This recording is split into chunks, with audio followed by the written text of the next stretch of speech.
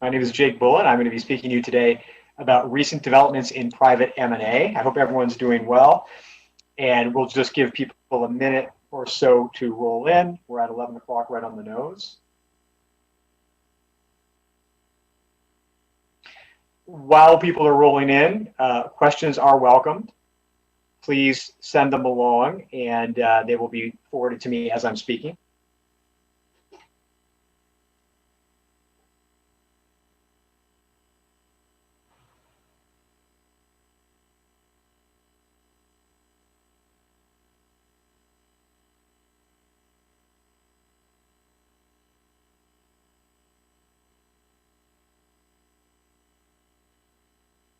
Okay, we're going to launch. Good morning, everybody, and welcome to recent developments in private. We have about 50 minutes, 50 minutes to speak this morning. I look forward to it, and again, please feel free to reach out with any questions, which we will incorporate as much as I can throughout the piece, and to the extent we have time after, I will add them after. So, first thing I'm noting is the buttons are not letting me advance the slides. So I think G, I can start to talk about the agenda while G fixes that piece. Oh, there it works. Perfect. I'm going to see if I've now got control. I don't, so I may be asking G to flip the slides. This is what we do in 2020. We make things work. Okay, G, if you can go back to the previous slide very quickly. Oh, here we go. Prompted, and now. Amazing. Look at that. Great work. Thank you, G. What are today's objectives? Very briefly, we're going to discuss recent trends. These will be deal terms. These will be some practical law, what's market study terms, as well as anecdotal input from myself and my partners on recent deals in 2020. Number two, we're going to explore change processes that we are seeing. Number three, we're going to draft suggestions for purchase agreements will be provided. And number four, we will discuss other developments in M&A.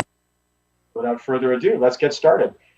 I wanted to start at kind of a high level and talk about some business M&A. Many of you have probably seen these data points. Others may be wondering, where are we in private M&A activity in North America and Canada in particular? The short answer is, as many of you would expect, Q2 was really down in terms of M&A activity, both historically and quite frankly in absolute terms. It appears Q2 may have been the trough of M&A activity as deal making really recovered in Q3.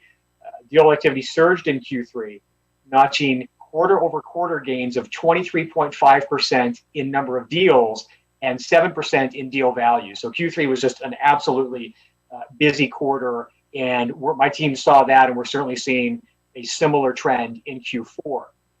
So what have we noticed throughout the year? Certain sectors, as many of you will know, have been strong throughout.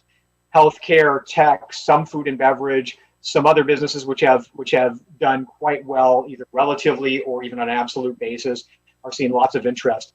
And the sectors that I'm currently working on for deals include advanced manufacturing, aviation, tech, media, tech software, and a private equity, private credit deal. So a number of different types of sectors. I know my colleagues in mining are very busy. My colleagues in cannabis are quite busy with a number of roll-ups and consolidations. So a number of sectors are quite busy. And if anybody has any questions or would like to add anything on that, by all means, please send along a question. M&A activity in North America, similar type of slide. This shows you the sectors that were busy throughout the year. You'll see healthcare, financial services, energy quite big on this chart.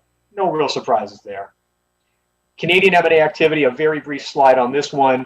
Look at that bounce back in October and November 2020. And for those who can't see it, the gray bar is aggregate transaction value in millions of dollars, and the yellow bar is number of transactions. So you can see, although the number of transactions came down in November, the value was up, and the number was quite healthy in October. So let's talk about some deal trends. These are the types of things that you will be experiencing and addressing in your M&A transactions. And I want to give you kind of a level set on what we're going to use as a reference point for these deal trends, in addition to my anecdotal input. we're going to use the What's Market study from Practical Law for a couple of reasons. One, they've recently had a couple of presentations of this. You may have seen them. I'll try to not repeat very much if you have seen them. Two, it's quite recent. These deals go to the end of 2019 versus the ABA deal point study, which unfortunately we haven't seen their 2019 version come out yet. So these are the most recent stats we can see. And listen, the caveat as we jump into this, as I say every year when I do this piece, these are, of course, a relatively limited data set, right? These are just agreements that were publicly filed on CDAR and EDGAR. Private agreements, but filed because a public company was somehow involved. So you're getting already a very small slice of the deal world. That being said, they provide a decent reference point for your negotiations. So in terms of the types of deals that they saw in the study, you'll see the representation of principal buyers, corporate 83%, private equity 10%, and on the sell side, corporate 57%, management 23%, and private equity 9%. My comment there would be more private equity activity in 2020, no question, on both the buy and sell sides. Private equity funds are taking advantage of this environment. Many funds are built for this type of environment. B, many funds are nearing end of life, so they do have to deploy funds. And you've heard about dry powder. It is obviously a real thing, and it's significant. And C, private equity funds, even when they're not built for this type of volatility in the environment, they see strong companies, and you do see good interest for strong companies continue. That hasn't changed, at least in Q3 and Q4. On the sell side, kind of similar arguments. You've got many funds nearing the end of life for their funds, so they've got to sell the businesses and repatriate funds to their LPs. And or one deal we're on right now, a private equity fund just sees this as a good market to sell the business. They could hold on to it, but for a number of reasons, they see it as a good market to sell the business. So protective measures, escrows, and holdbacks, and just to refresh those who don't deal with these regularly, these are simply the two mechanisms you would typically use to hold back money from the seller on a closing. Escrow would be typically held by a third party, whether the law firm or more commonly these days, a true third-party escrow agent like a JP Morgan. Holdbacks are simply where the purchaser just holds back the funds itself. We saw, let's look at the practical law data points first, relatively low numbers. I think this is an example of where the data is a bit skewed by the deals they studied. You see escrow at 16% in 2019, which is the orange one, pulled back in 11%. So listen, the short answer is in 2020, it is rare to see a deal without an escrow or a holdback. Whether that amount is kept back to support reps and warranties and indemnities, whether that amount is kept back to support a purchase price adjustment or some kind of literal basket of concern, tax liabilities, for example. I'm seeing all of those things on both buy and sell side mandates. The short answer is both are up. Most deals have an escrow or holdback. So don't be fooled by this data point and feel that if you're on the buy side, which I suspect many of you are, that you're off market seeking an escrow or holdback. Go for it.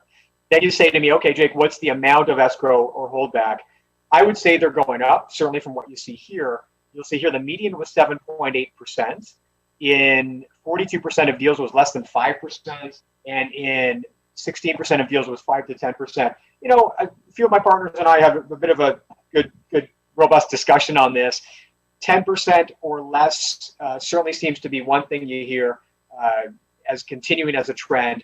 My personal experience is that these percentages are going up as a percentage of purchase price. You will see 15% or even 20%.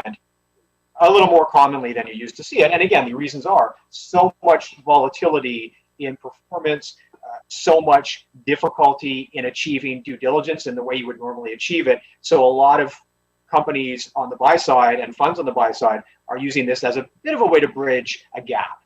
Not a valuation gap, but a liability gap, and say, we need to be protected if we close this deal. Now, bridging a valuation gap, nice segue, earnouts. Earnouts are a very interesting discussion. Earnouts, for those, again, who need the refresher, are simply where you say, okay, we owe you, let's say, $50 million in purchase price. Of that, we're going to hold back 10%, $5 million. That's the purchase price that we pay you on closing. Obviously, the holdback is paid on closing, but held back.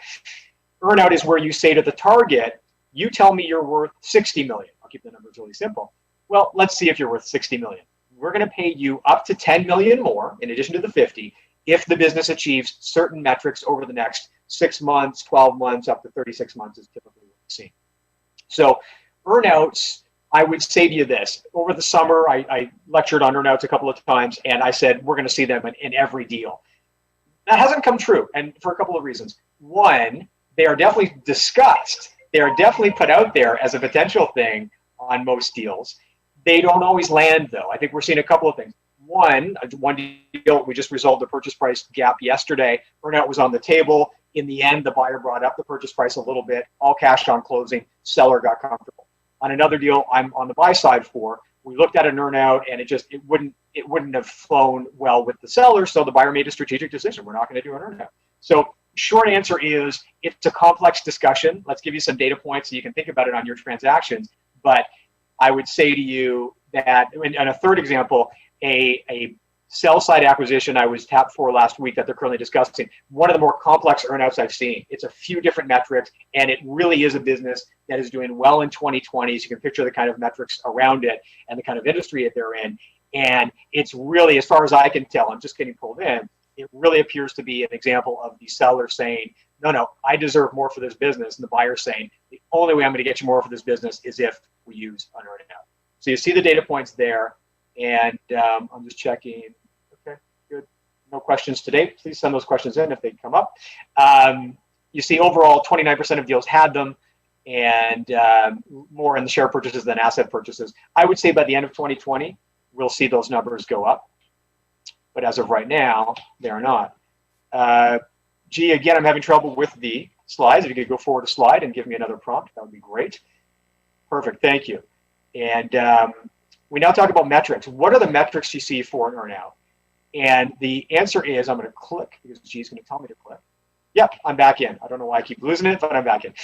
The metrics on earnouts range. It's typically, in my experience, and per the data points here, it's typically a revenue or EBITDA / profit type metric that you use. But listen, in commodity type businesses, you can see commodity prices as a metric there. In tech businesses, you can see development milestones. In royalty-based businesses, royalties there, regulatory approvals are there. So the short answer is any number of metrics can be used for earnouts. And of course, you want to be very careful and thoughtful about how you draft the covenants relating to the earnout, which is the segue to my next slide. Terms and covenants. So terms of earnout relate to the amount of time that the earnout is in place for. And you'll see here, really less than 12 months and to 24 months or less is really the biggest, but greater than, and sorry, even up to 36 months is actually pretty big too. Greater than 36 months, wow, that's a long time for an earnout. From my humble perspective, it's more of a business comment than a legal perspective, than a legal comment. That's a long time to have the buyer running the business, needing to provide different accounts, being subject to a number of covenants we'll talk about in a moment, before it's really free of that earnout. Now listen, if it's a way to get a deal done, you'll do it, but my experience is that earnouts are typically in the 1 to 3 year category. Then we talk about covenants, and in the covenants, in the earnout context, what those really mean are, as the chart shows you, are they pro-buyer? That is to say, does it give the buyer a number of latitudes to run that business? And you'll see some examples down below of samples that, you know, like look at the last one, includes a fiduciary duty disclaimer. That's where the buyer would say, we have no fiduciary duty to you, seller, to run this business in any way after close. And you'll see that was only in 4% of deals. So that means it's pro-seller in that sense. You'd want that fiduciary duty disclaimer as a buyer. Other covenants would include things like, what does the buyer have to do during the term of the earnout? Does it have to go to the seller and get permission to lay off a number of employees or to sell a significant amount of the assets, at least those related to the business that it bought? So you can see as a buyer, those covenants become really intricate and difficult. You know, A, you want to capture them properly as you draft, and we've done that many times for buyers. But B, there's an onerous burden in some ways on the buyer as to how they run that business going forward. And again, if the short answer is, as a buyer, which it often is when I'm talking to clients, if the business does these things, if it hits these metrics, we are happy to pay the earnout. Right? We're so thrilled that we've made this much additional money or obtained these development milestones or what have you, that we have no problem paying the earnout. just keep in mind that piece, that there's going to be a lot of drafting involved, and that's what we do. In terms of earnout disputes, I'm only involved with one right now, and that just settled. And it was very much a question of how the seller is calculating things, how the buyer felt, how the buyer was calculating things post earnout, how the seller felt they should be calculated, but resolved. Everyone's happy on that one. Indemnification, those of you who I work with know this is always a big piece that I focus on significantly in purchase agreements. And why? Number one, this is more commonly than ever your sole remedy, your exclusive remedy in your purchase agreement, as it should be, right? If you're the buyer, you want that certainty that you go under this section, that you know the procedures, so the seller can't play games on, well, you should have done this, you should have done that. No, here's how we go. Also, as the buyer, though, a very important recommendation, you need to be very careful when you're drafting indemnification clauses, because the exclusive remedy language has to be very thoughtful. It has to take into account purchase price adjustments. We don't see that oftentimes coming across from buyer's counsel when we're on for sellers. It's always in our buy-side deals. You have to make sure it addresses covenants, equitable remedies, and so on. So the exclusive remedy piece is important, but if it's not handled carefully from the buy side in particular, it can be a bit of a landmine. So basically, what are we seeing in 2020? You're going to see, and you're seeing, more buyer-friendly indemnification terms. You're seeing more standalone indemnifications. That is to say, you told me about something in a schedule, great. I still don't like it. You will indemnify me for that standalone piece. You're seeing, we'll talk about rep and warranty insurance in a minute. And of course, more than ever before, you want to be, as a buyer, looking at the credit worthiness of the seller and thinking, do I need to get a guarantor, i.e. individual sellers, for example, on the sell side? Or if it's a corporate transaction, do you need the parent company of the target if that is a different entity? Indemnification survival periods. I know this is something you're going to face on every deal as a question. Short answer is, you'll see here, it ranges from, really it's 12 to 24 months in this chart. I would say it came down in late 2019, early 2020 to the 12 to 18 month survival period. It is now back up, in my experience, to 24 months. If I'm on for a buyer, I want 2 full audit periods to assess the reps and warranties. I want 2 full years pass for me to see what comes out of the woodwork, so to speak. So I would say if you're on the buy side in 2020, unless you're in an auction, in which case you may not have as much latitude if you want the business, but 24 months is what I would recommend. What's carved out from indemnification? We don't need to spend a lot of time here, but of course, you're not going to, as a buyer, you're not going to let fundamental reps or taxes or environmental matters or fraud expire after 24 months. These obviously will have typically an indefinite period. Let's talk about defining losses for a moment, and this is a very interesting piece, and again, something I really drill down on when I'm drafting agreements, because as a buyer, you want to know that you're not precluded from recovering the types of damages that are likely to arise in the event of a deal. And there's some relatively recent case law on this, the Atos and Sapient case, where they talked about the difference between reasonably foreseeable damages versus ones that are not. It takes you back to law school, and I don't have a ton of time to jump into it now, but let's just say you want to be very careful as a buyer that you are retaining indirect damages, consequential damages, whereas if you're the seller, you're going to look at those and say, okay, are those immediate gives, or do you as the buyer only get these where a third party has successfully claimed for these? One of the things we debate a lot is diminution of value. On the buy side, I kind of say, if I can't get diminution of value, if a rep and warranty is breached, what am I getting, right? Am I just getting out of pockets? Similar argument with indirects. So it's a very interesting and important discussion we have to have on the deal. A lot will depend, of course, on the specifics of your deal. But you'll see here the various types of damages that are there. And my litigator and I have this discussion on every larger transaction to ensure we're covering the ones that are most important and not fighting over something like aggravated, which you're unlikely to get in an M&A context. Is that one you need to fight for and a hill to die on? Typically not, versus some of the other ones. Consequential, indirect, those are ones worth the battle.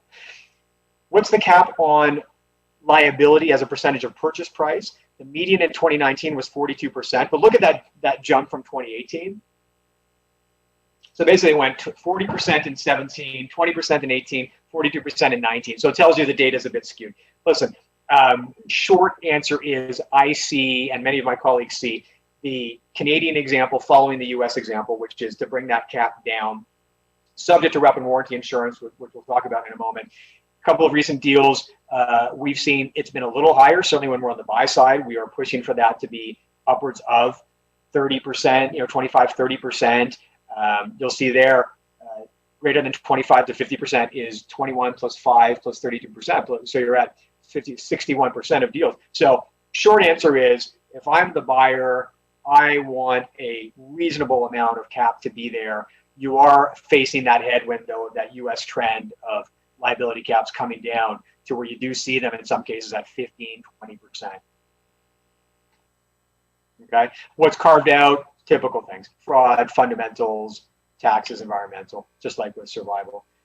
A very brief piece on rep and warranty insurance. I would, of course, be remiss if we didn't talk about this as an important trend that continues. A couple of comments. One, speaking to some brokers I've worked with in the space, COVID exclusions are pretty common. Some transactions don't have them. In one deal they're working on with us now, there'll be a very limited exclusion because COVID's had limited impact and the target has not taken any government subsidies. But COVID exclusions are real and something you should be aware of, and we're very experienced with negotiating those with the insurer. We've seen some insurers open and be open to covering factual parts of the COVID reps. So they'll cover the factual pieces that can be diligenced.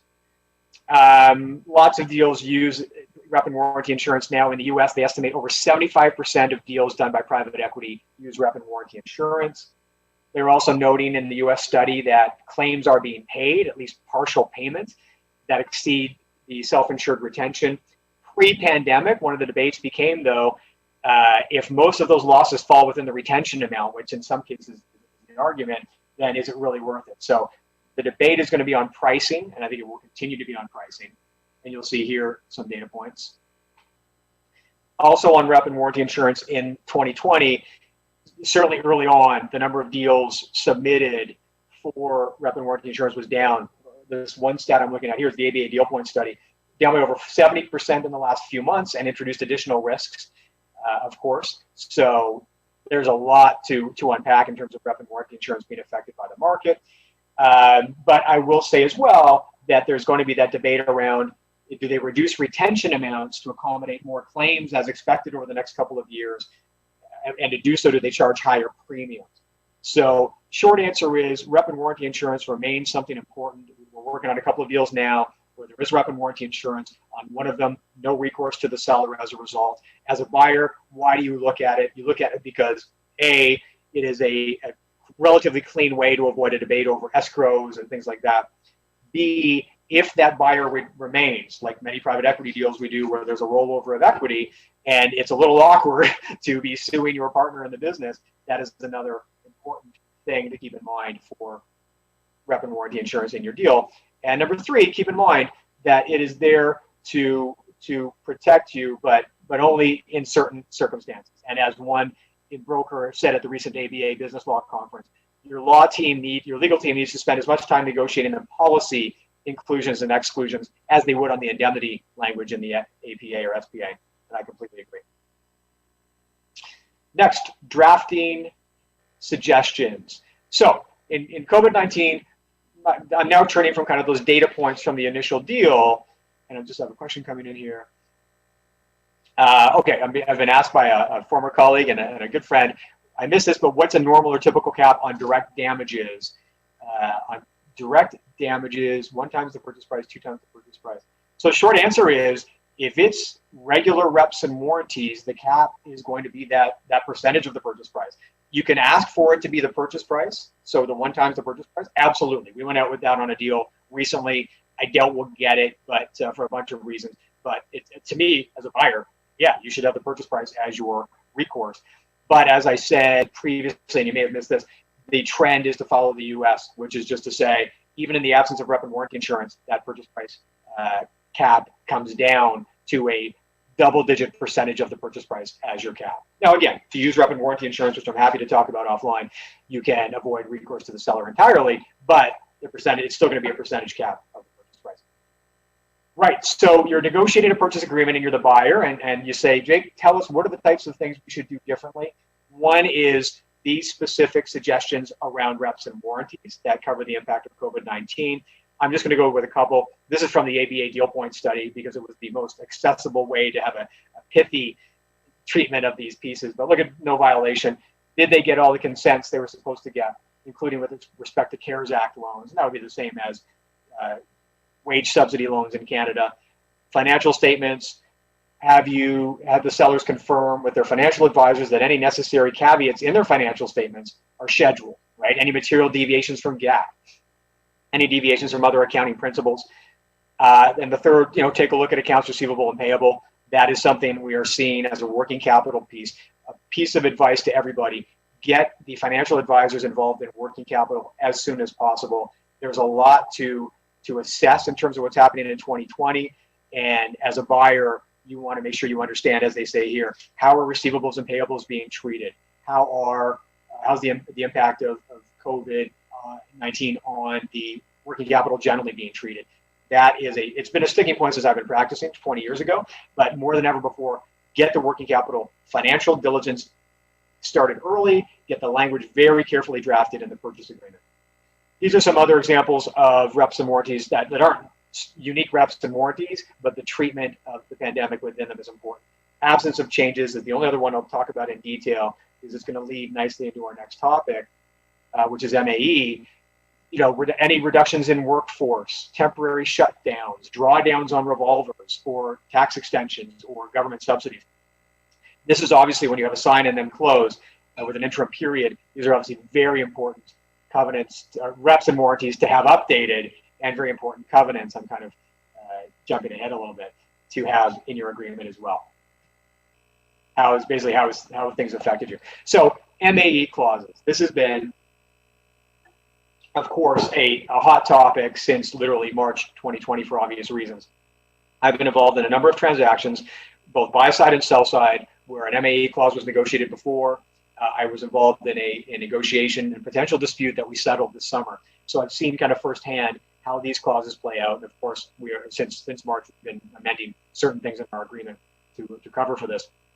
But the first comment is MAE clauses get a lot of attention as a fix for pandemic-related points. As I've said to many of you as advice, and I've said in the press as well, they are overemphasized as a caveat for a buyer. And they're overemphasized for a couple of reasons. One is there are a number of exceptions to your standard MAE clause.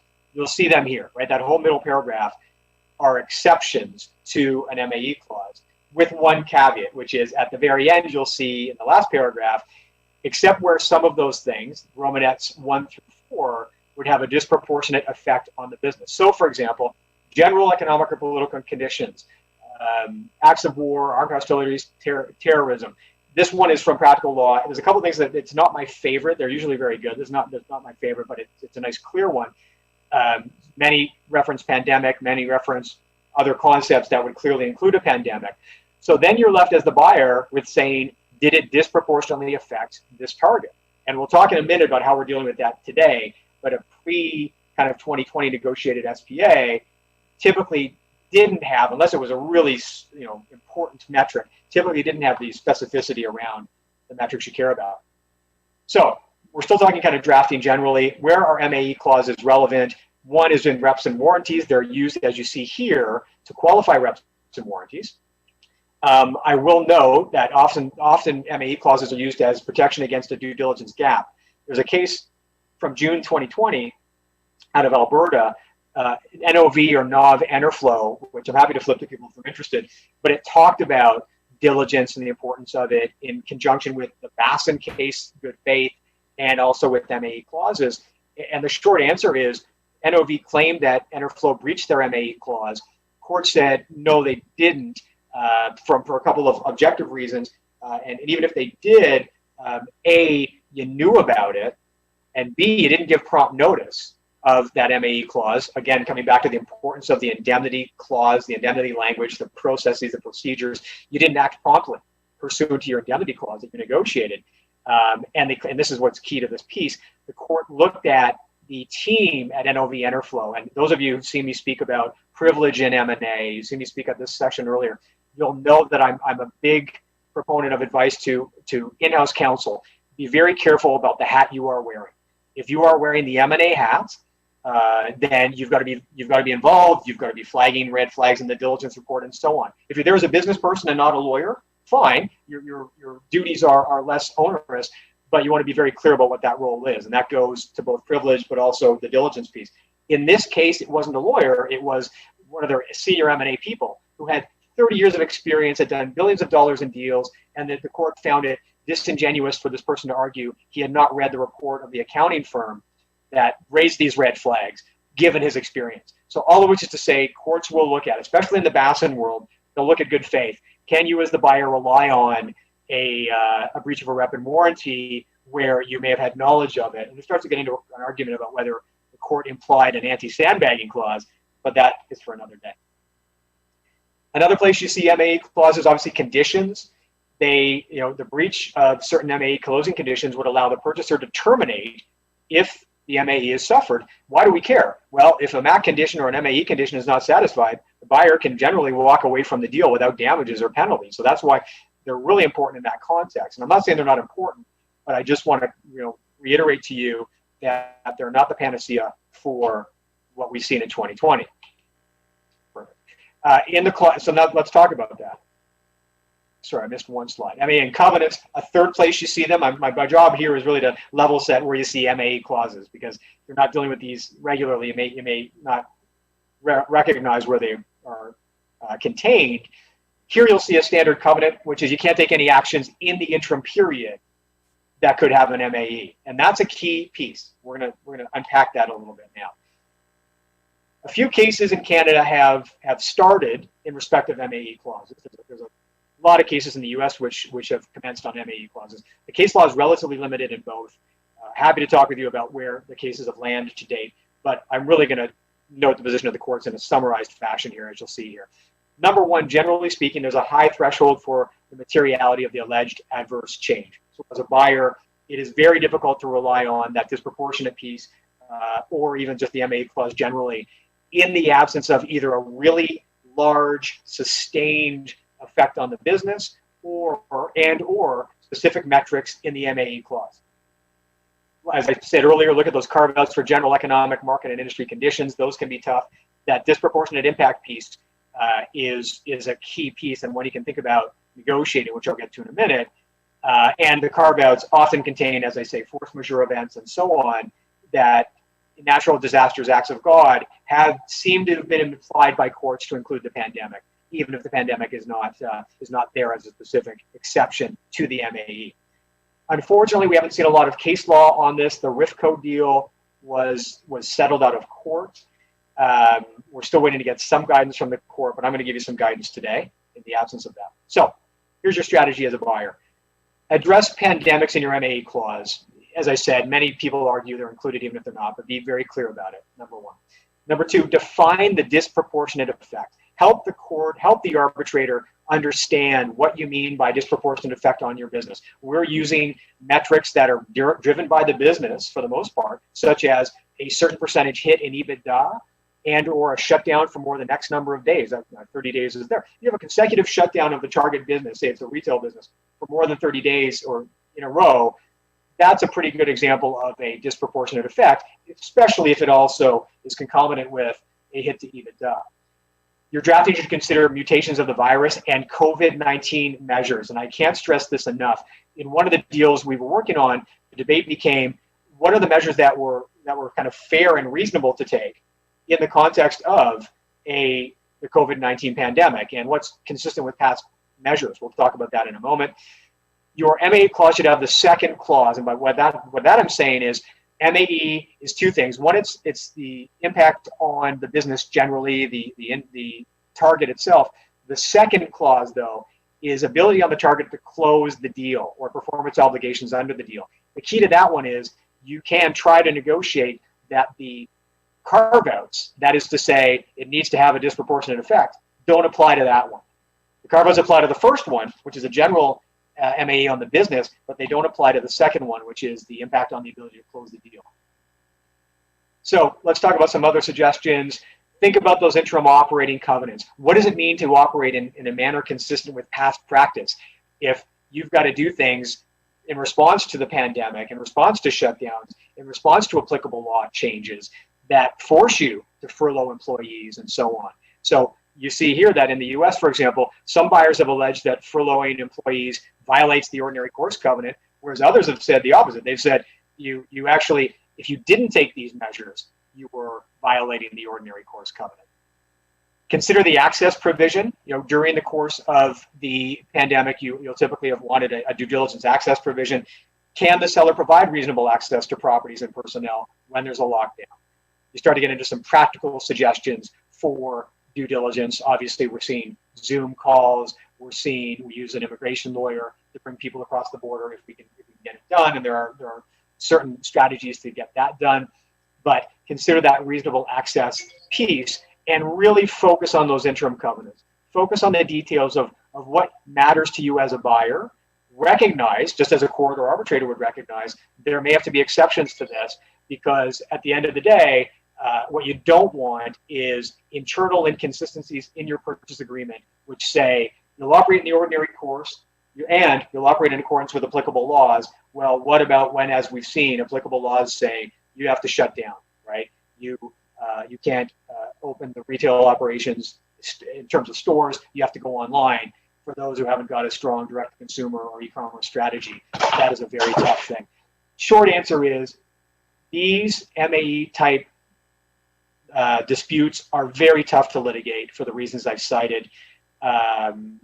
Often what you're seeing, what's the practical result of these debates, particularly for ones where the agreement was signed pre-pandemic and is now a dispute? You're seeing reductions in purchase price. You're seeing them settled out of court with a reduction in purchase price, or you're seeing some form of payment for the buyer to walk away, whether it's a sell side claimant that the buyer didn't have the right to terminate and therefore the buyer's paying, or vice versa. So let me know if there are any questions on MAE clauses, and I'm going to continue on. We are great for timing. We have about 10 minutes left. Let's talk practical, right? We started with, actually I'll pause here before I jump into this new section. Are there recent examples of a buyer or seller relying on an MAE? The short answer is yes. There is case law. The big case in the US, it's not really that recent, but the Acorn case in the US did allow an MAE clause by the buyer, claim by the buyer, and it was really the principle as I talked about today. The effect had to be significant in duration and scope. And I think the real takeaway for you, I'll wear both hats. First, the buyer hat. Real takeaway for you as a buyer is be specific, right? Sit down with your business people, sit down with your client.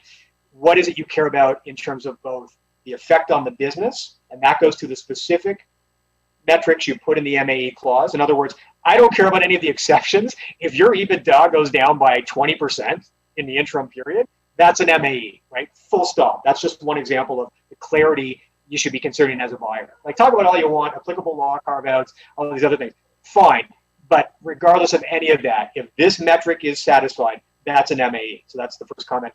The second comment is buyer, be very careful about the interim period covenants, as I said, and be thoughtful about the inherent tension between changes in applicable law, the ordinary course covenant. So, for example, if the seller has to take ordinary course kind of good faith measures to shut down their business so their employees don't get sick and so on, that's a tough argument as a buyer to say you shouldn't have done that. Sell side, really the converse of the two, right?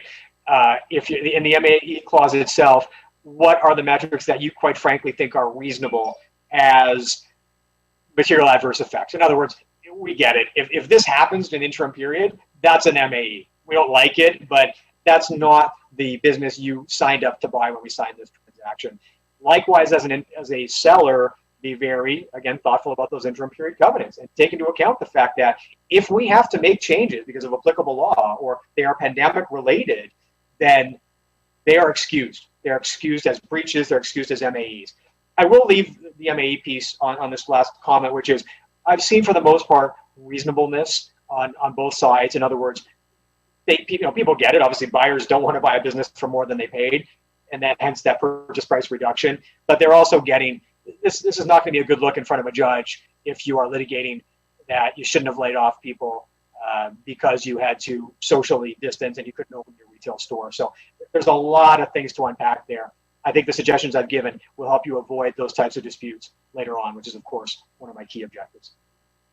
So with about 9 minutes to go, we've talked about deal trends in terms of business and financial trends and in terms of legal trends. We've talked about some drafting suggestions for your purchase agreements. Now let's talk about due diligence changes. The kind of relatively simple one is your due diligence request lists should have COVID-19 impact related questions. You will be getting a copy of the Cassels template due diligence request list. It is, as I've said, every year, we update it, of course, every year. And when I give it to my friends on this session every year, it is quite extensive. It is rare the deal where you'll need all of the sections to the extent they are there now. But the point is to give you a real flavor for the depth you can go into. If it's an IT deal on IT, if it's a real estate deal on real estate and environmental. These are some sample questions we've pulled together from our experience on COVID-related impacts on a business.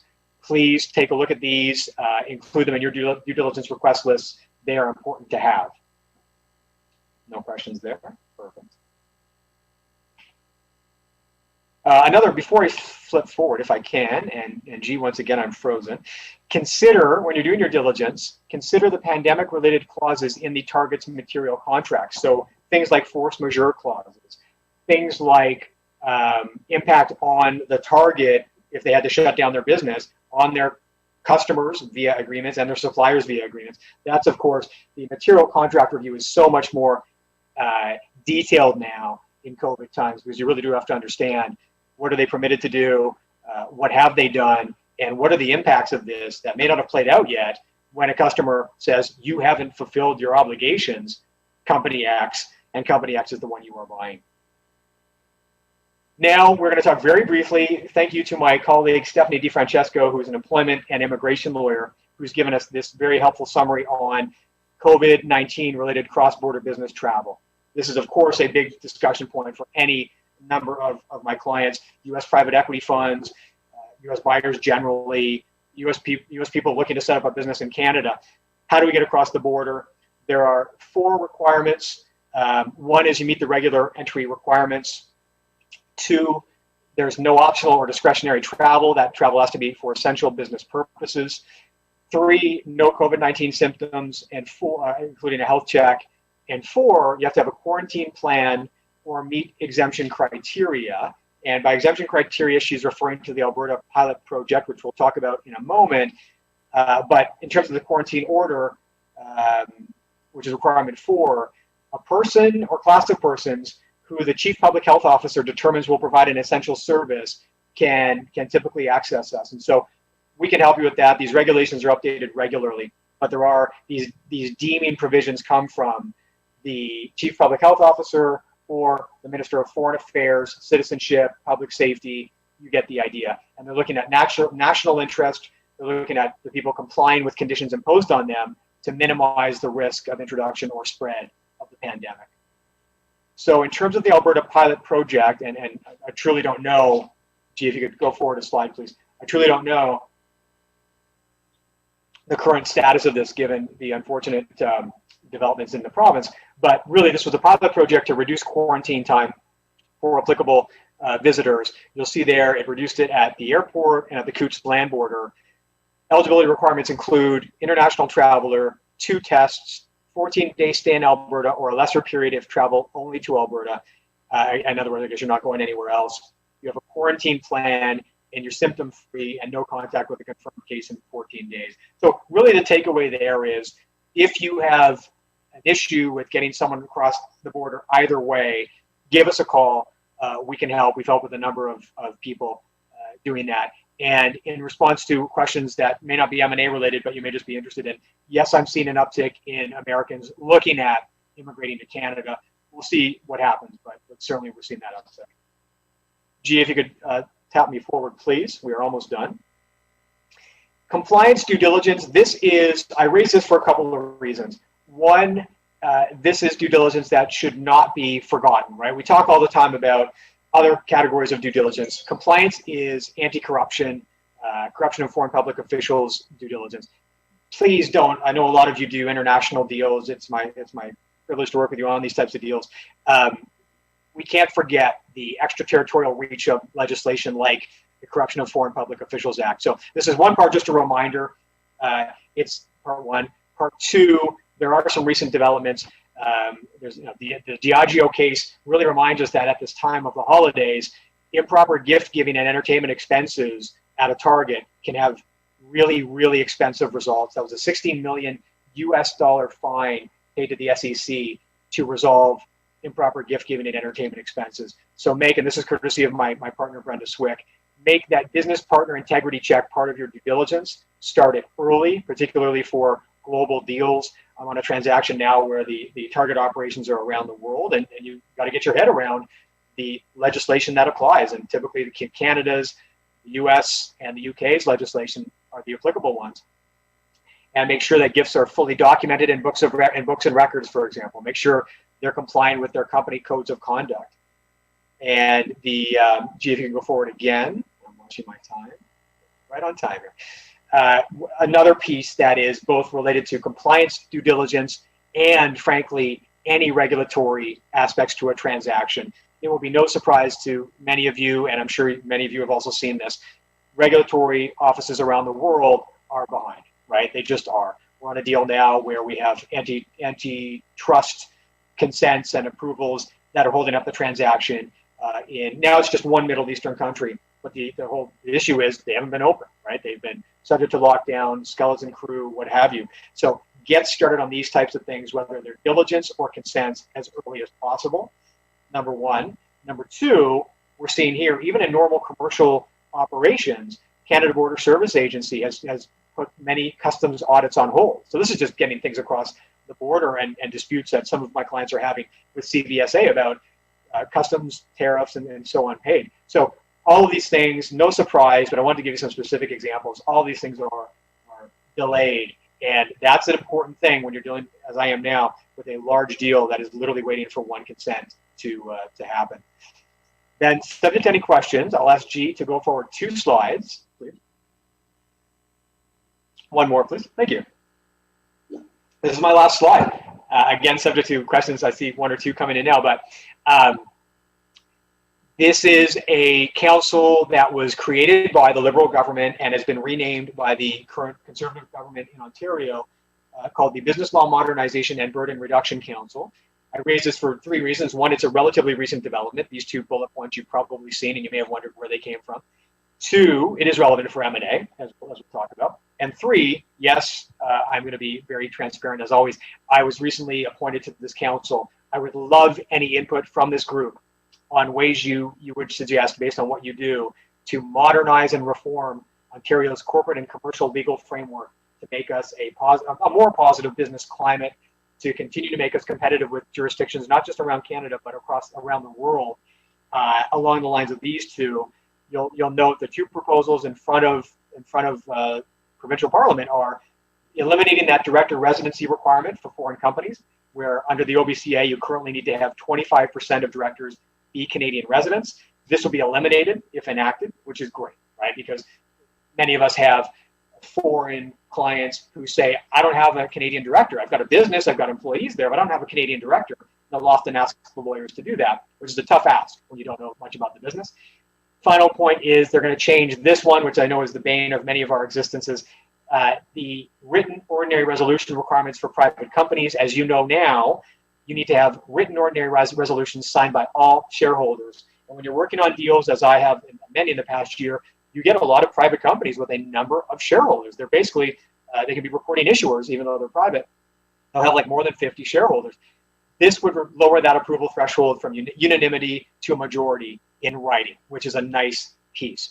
And one I think is going to help Ontario. So please, regardless of your sector, regardless of the type of law you practice, keep in mind that the Minister of Government and Consumer Services in Ontario is responsible for 21 business law statutes.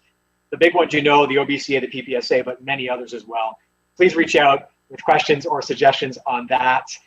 Almost out of time. Any questions before I go?